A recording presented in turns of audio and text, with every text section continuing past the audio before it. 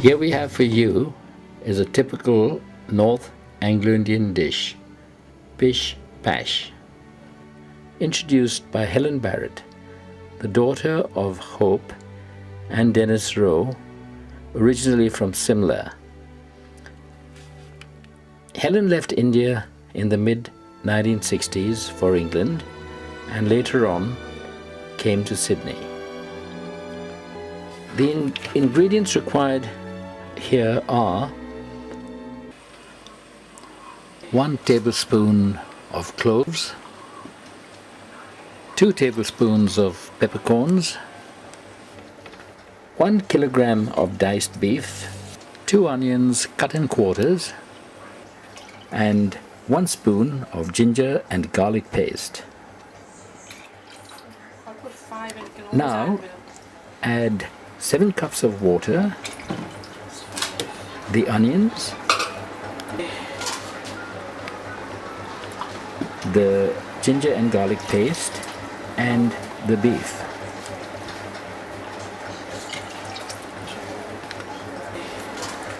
It is a good idea to bag the cloves and pepper and then add it to the water.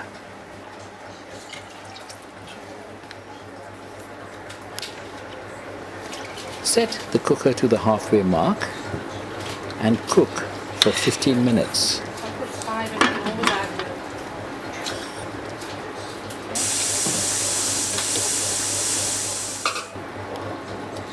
And 15 minutes has done the meat fine. That's that.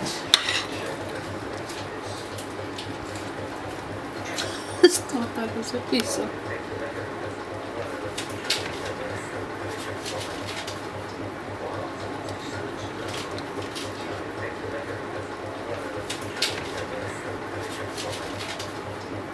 cups of rice in water to soak.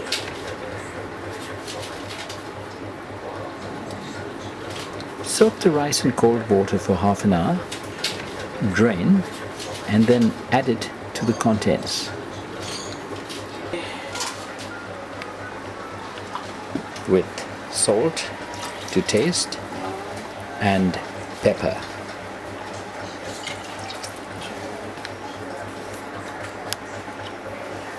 Cook for a further 20 minutes and stir gently at regular intervals. Okay.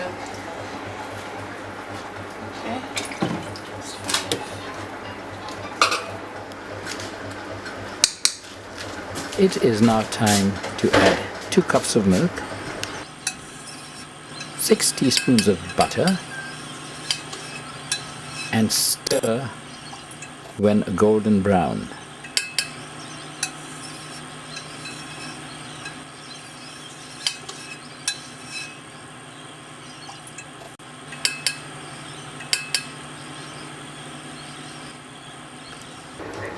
You now have the pish pash ready to be served.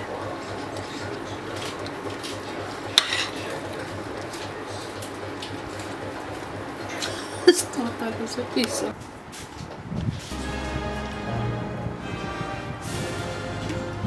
With a sprig of coriander and a little more butter just to enhance the taste. So thanks to Helen, pish pash is now perhaps back on our menu after so many years. I am at the moment in Melbourne, Victoria, spending the time with my sister-in-law, Wendy Rodriguez, who used to be Wendy Divine, obviously before she got married. And she is going to show us the way her granny made yellow rice, or commonly known as coconut rice, usually eaten with bol curry. This form of rice is more common in the southern parts of the subcontinent, where coconuts are in abundance.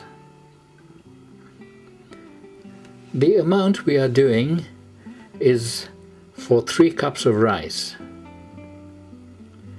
So we need 2.5 cups of coconut milk, 1 cup of chicken or vegetable stock, 1 cup of water, half a teaspoon of cloves, 1 teaspoon of peppercorns, 6 pods of cardamom, 1 teaspoon of salt, 1 level teaspoon of turmeric powder, 4 tablespoons of oil, 6 cinnamon sticks, and 4 large bay leaves. Now you have all the ingredients. The rest is quite simple. Preheat the oven to 200 degrees. Put the ingredients in a small muslin bag and then add the oil and the rice. To make the stock, Wendy is using 1 teaspoon of stock powder mixed with 1 cup of water and add it to the rice, followed by the coconut milk. Add the 3 cups of water, the turmeric powder, and after each ingredient give it a jolly good stir. Drop in the spices and cook for exactly 45 minutes in the oven set to 200 degrees. 45. The light is gone off. And when it is done, stir it with a fork and now enjoy it with Granny's ball curry, which we will show you later on in the video.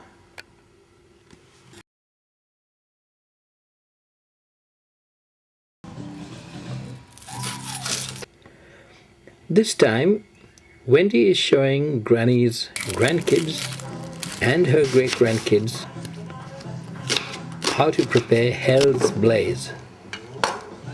Chop up 2 large onions into small pieces and toss them in the blender. Add half a teaspoon of chili powder, a half cup of water, 3 tablespoons of sugar,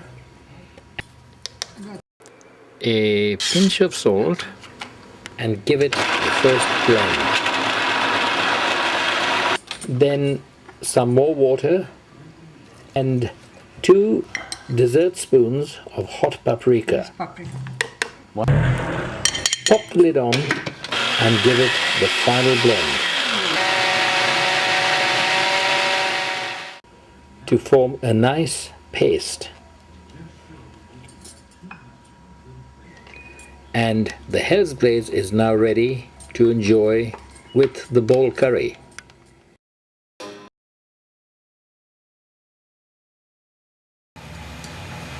Here we have another speciality Granny made.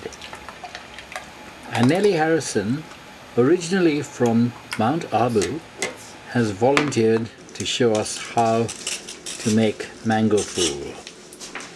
The ingredients are 1 kilogram of raw mangoes, 2 liters of full cream milk, 1 kilogram of white sugar, and 2 liters of water. Start by boiling the water in a pressure cooker or a pan. Pressure cook for 10 minutes, longer if you're doing it in the pan. And the mangoes will stew into a pulp-like texture. Then boil the milk with half the sugar, stir well, and then allow it to cool.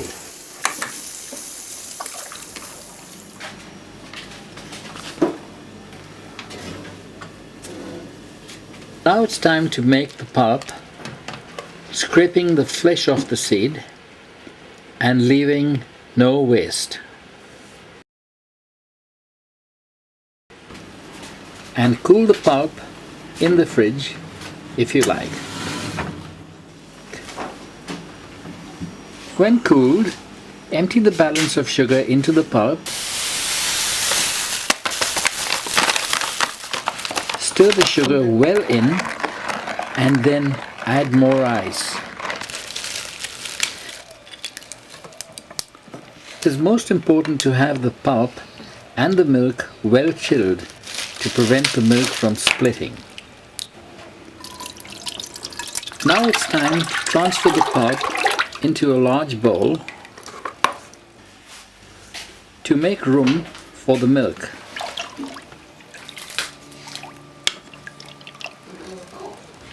Add the milk by gently pouring and stir to get a perfect blend. It's now ready to serve. And guess who's having the first serve?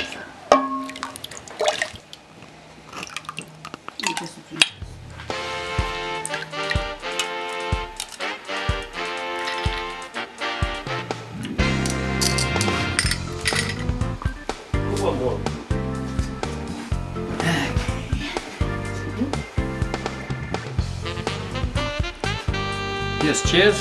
Yes, cheers to Granny.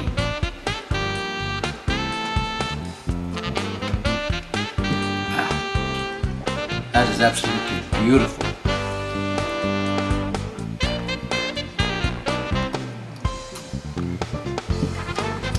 Perfect. The sugar is right. Everything is spot on. Cheers.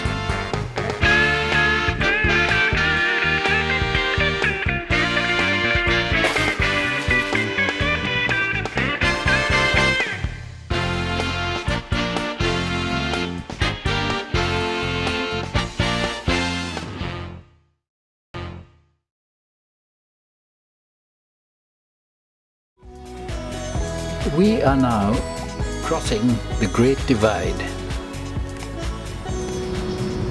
and are heading off to the western plains of New South Wales to spend some time with George and Philo Harrison, who spent their years in India farming along the Gangetic Basin in the far north of the subcontinent. With years of hunting and freshwater fishing in the clear, deep, sunlit waters fed from the magnificent Himalaya.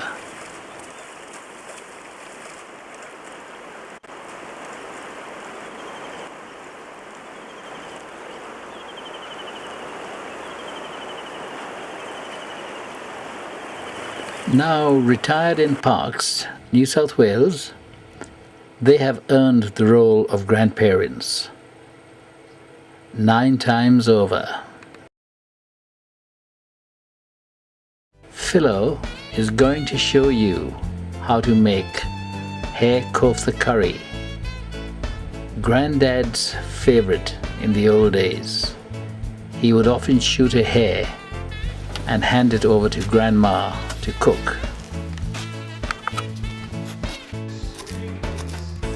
George is getting ready to follow Granddad's footsteps, and Philo will oblige by doing the needful.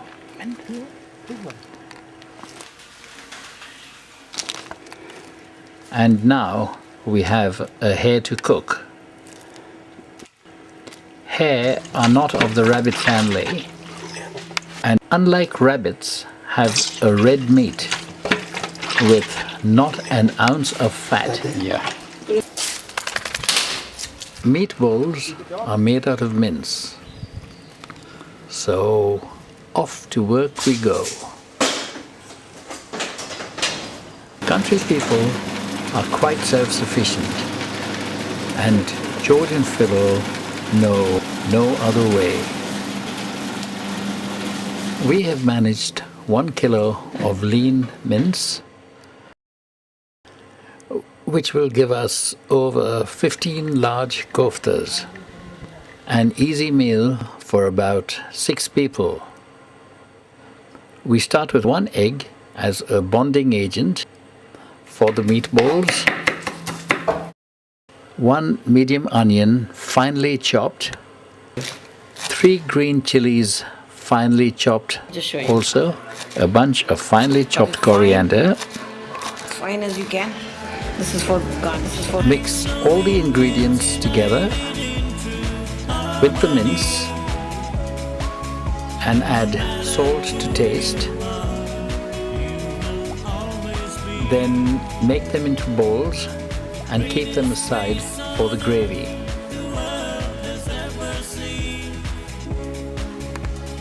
Start the gravy with half a cup of oil, 1 large onion, finely cut, and add it to the oil prior to heating. Now turn on the heat and just start frying the onions. When the onions are brown, add 3 spoons of tomato paste. Stir gently, a bit more water, and then 2 spoons of ginger garlic. and garlic paste. Now it's time for the powders. Add 1 teaspoon of garam masala, half a teaspoon of cumin, half a teaspoon of coriander, some chili powder, and half a teaspoon of turmeric. And, of course, salt.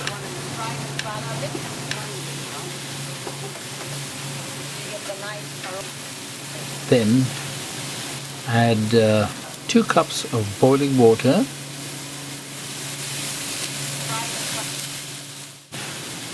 reduce the heat, and carefully drop in the meatballs and let them simmer, but don't stir at this stage. Now that the balls are well cooked, gently stir and garnish. Now we have a meal ready to serve, something that was enjoyed by our forefathers well over 100 years ago.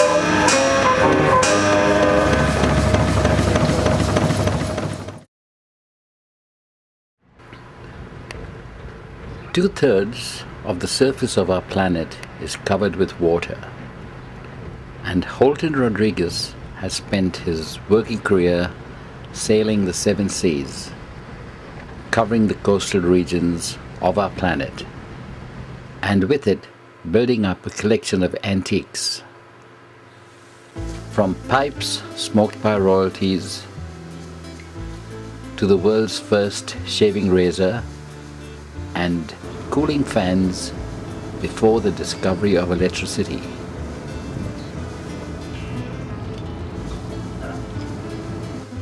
We are now back in Melbourne with Holton and Wendy Rodriguez to grab another recipe, and this time a mild crab curry.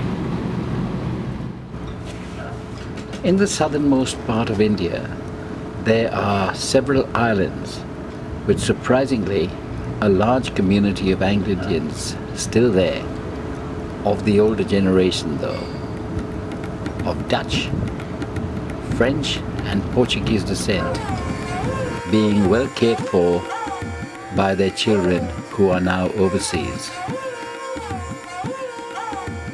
Holton is now going to show us how it is prepared with local Aussie products. How much per kilo? Chop one Spanish onion $30 kilo. No, together with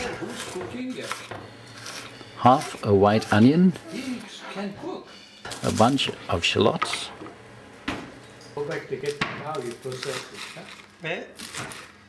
and one red capsicum to puree for later. Now clean the 2 kilograms of fresh crabs by removing the underbelly, and surprisingly it is quite an easy process. Certainly new to me. No. I cut it now. So that's easy then. Then cut them in half.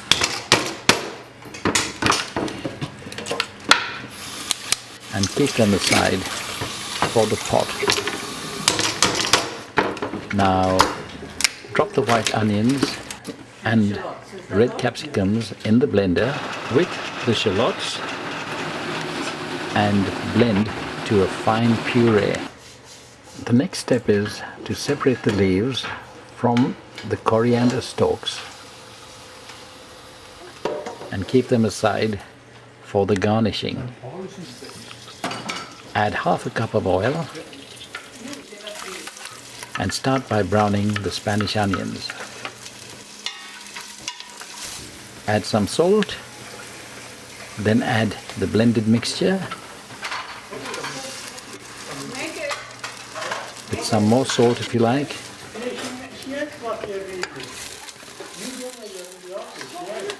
followed by 2 teaspoons of garlic paste, then 2 teaspoons of ginger paste.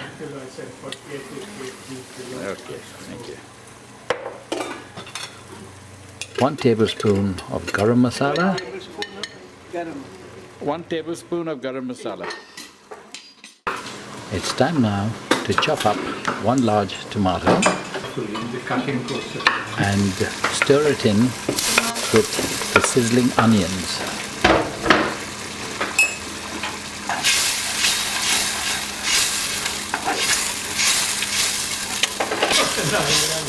Add a cup of water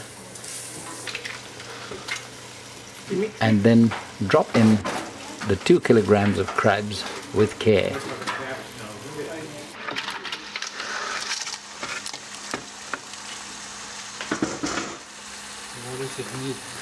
And let it cook for 20 minutes, stirring at regular intervals. I think it just steams it only. The water And comes out from the whilst crab. cooking, keep the lid on. Don't hesitate to add more water Then now cover it and if you feel it is drying out. Okay, then you cover it and wait 20 minutes. It's done now, is it? Yes. Now that it is done, garnish with coriander and it is ready to serve. To me, may I add. With white rice, papadums, and some of Wendy's Hare's glaze. One day I may learn how to cook.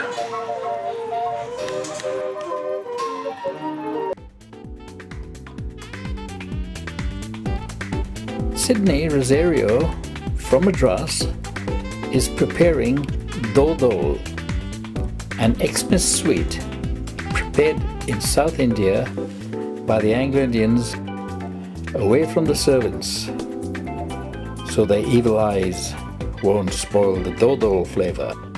Now, with 1 cup of white sugar, 1 cup of putu rice flour, available in any Asian or Indian shop, 1 425 ml tin of coconut milk, a packet of flaked almonds, 2 tablespoons of ghee, and half to 1 teaspoon of almond essence. You now have all you need. To start, empty the tin of coconut milk into a microwave-safe bowl. Stir it well with a wooden spoon, then add the puttu rice flour. Puttu rice is a red rice, but we are using a black rice, which will do as well. Stir it well till it forms a thick paste.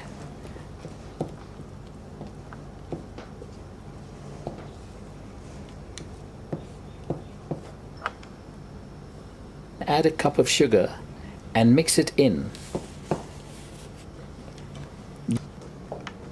Then put the lid on the bowl and place it in the microwave and give it 10 minutes.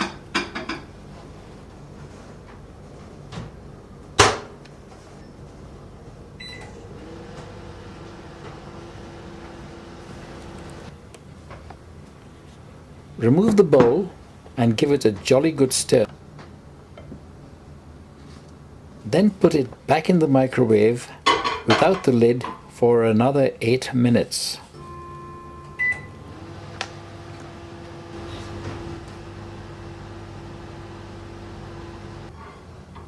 Out of the microwave again.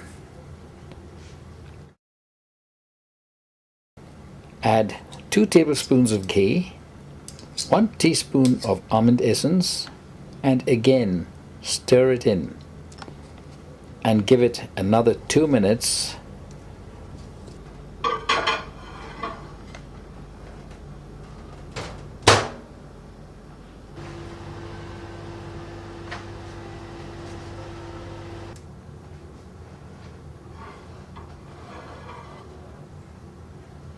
Finally, grease a plate or platter and spread the contents. Sprinkle the flaked almonds over the dodole.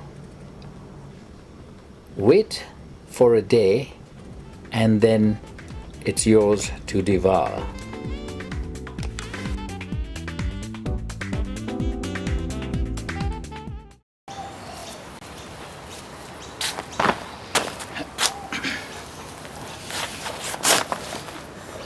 I am truly honored to have Margaret Deatker with me all the way from Canada, and she is going to introduce us to a scrumptious Anglo-Indian dish called Country Captain. This dish in fact dates back to the 1600s, which would be the start of our community. Margaret married Leon in Bombay, had a pigeon pair, and emigrated to Canada in the early 70s. No doubt she's an adventurer and a travel writer and has written several short novels such as The Chokidar, The Guardian Angel, The Short Road, and the list just goes on. She's done a lot of writing. She is the author of Haunting India and has also written several articles in the well-known magazine that we all seem to know today called Anglo's in the Wind. So anyway, I've covered quite a lot about Margaret, so I'd like you to meet Margaret, and here she is. So we're going to cook Country Captain, and it's a very well known Anglo-Indian dish, sort of like a curry but not quite. Heavy on the onions and usually cooked with chicken. And the origin of Country Captains is of the name. There's several versions of that. One is that it was originally country capon, meaning country chicken, of course, but the cooks couldn't pronounce country capon, so they made it into something that they could pronounce, which was country captain. They knew what a captain was. Hobson Jobson's Anglo-Indian dictionary says that this was actually a dish eaten by the skippers, who are captains of riverboats, who were themselves country captains. So one or the other works, or both do, whichever you like to believe. So anyway, we're going to try making some of that tonight. Okay, these are is a bowl of fried onions. They're used for garnishing afterwards. Finished with the brown onions, you then have to take a bowl, something about this size, and mix a variety of spices into it. Mix it with water, make it into a paste, and then put it into the same container where you fried the onions, so that some of the flavor of the onions is still left.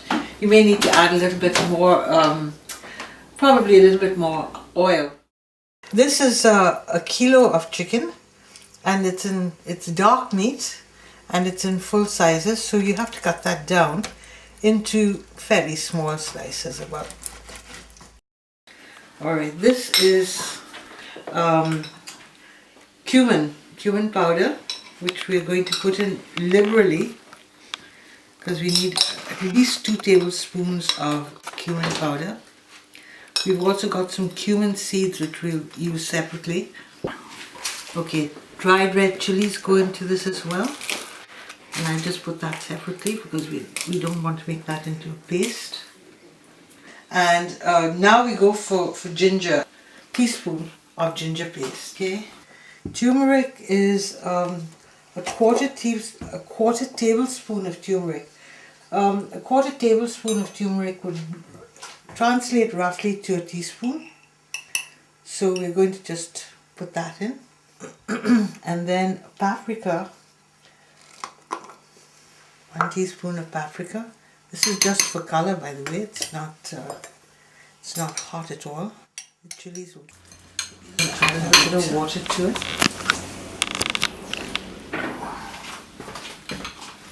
Now what we need to do here is make a paste of this. So we're going to be using this pressure cooker to cook in, and I'm going to show you the inside of it, because that's where I fried the onions earlier on that you've seen, the brown onions, and it looks like a mess in there, but once we put the oil in and the chicken that's cut up and all the spices, it'll all fry in those spices and add to the flavor. And I put it on high because I want the oil to get really hot.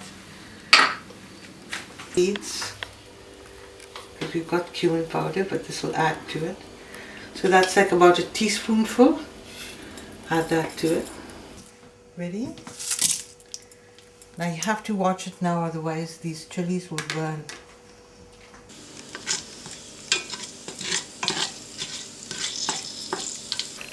Now we're just going to get, this is the masala that we put together earlier on, and put that in. As soon as you can smell the spices, which are quite strong, you add in chicken, bit of salt. You want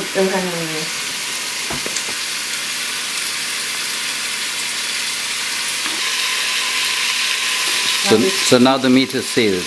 Yeah, and there's 2 tablespoons of vinegar that goes in, but I tend to put in a little bit extra. Just brown vinegar.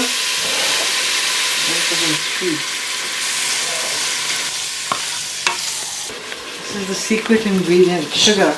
Oh, that's interesting. Put lots in. Can you empty the bowl, please? This is not dessert. You set it up into the pressure cooker, and there's, as you see, there's a little red dot that pops up, depending on your pressure cooker, mind you. Start it to hiss now. Once this cools down, once the timer goes off, I'll put the oven off and I'll just let it cool slowly. At which time, you know, we can do a cut. Just let it cool on its own. So that's the completed dish, and after that only the garnishing. No, after that what we have to do is to go back in there, and if the gravy is too thin, you need to cook it a little in the open. To thicken the gravy a bit. Until the gravy thickens. Right, without the lid. Yes, without the lid. And that's it. Okay, right. This is in place of string chips. They add a little bit of crispness to the curry.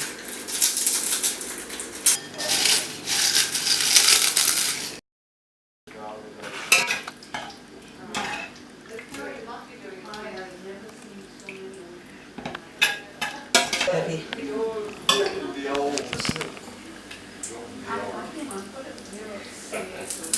Fingers. This is what you garnish it with. We're talking smothering it really with fried onions, or like a whole layer of onions on top. This is lovely fragrant rice.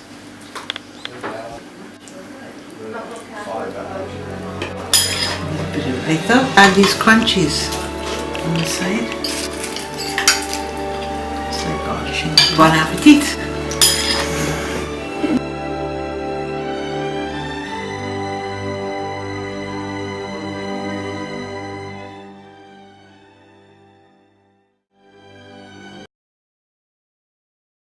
Crazy, crazy, crazy baby. That's what I am over you. Crazy, crazy, crazy baby. You know I